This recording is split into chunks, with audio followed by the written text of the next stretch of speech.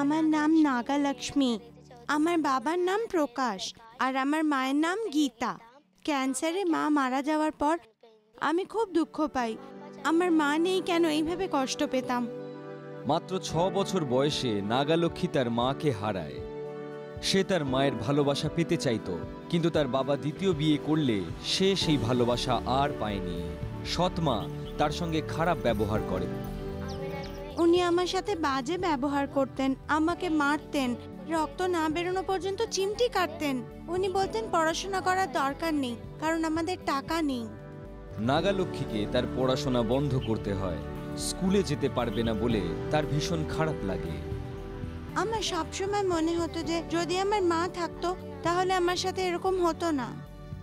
এই রকম দুর্ব্যবহার আর সহ্য করতে না পেরে নাগালক্ষ্মী তার ঠাকুমার কাছে চলে যায়, কিন্তু সেখানেও তার জীবন কষ্টের মধ্যে পড়ে। নাগালক্ষ্মীর ভার আমার উপর এসে পড়ে। আমার যা রোজগার তাতে ঠিক মতো তার দেখাশোনা করা যায় না। নাগালক্ষ্মীর ঠাকুমা তাকে স্কুলে পাঠাতে চাইলেও স্বল্প আয়ের জন্য তিনি সমস্ত প্রয়োজন মেটাতে পারতেন না। এই সময় সে CBN এর বিদ্যা জ্যোতি টিউশনের কথা শোনে, যেখানে সে বিনামূল্যে পড়াশোনা করতে পারত। সেখানে আরও 131 জন বাচ্চার সঙ্গে নাগালক্ষ্মী বিনামূল্যে বই, ইউনিফর্ম, ব্যাগ এবং জুতো পায়, যাতে সে আবার স্কুলে যেতে পারে।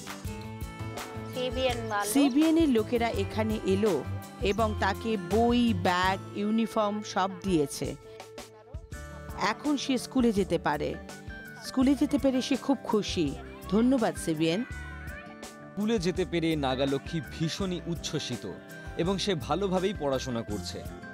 তাকে স্কুলে যেতে সাহায্য করায় সে CBN এর প্রতি কৃতজ্ঞ। CBN এসে বই, ব্যাগ, ইউনিফর্ম এসব দিয়েছে আমাকে। আমি খুব খুশি, কারণ আমি স্কুলে গিয়ে পড়াশোনা করতে পারি। আমি মন থেকে CBN কে ধন্যবাদ জানাতে চাই। ধন্যবাদ CBN।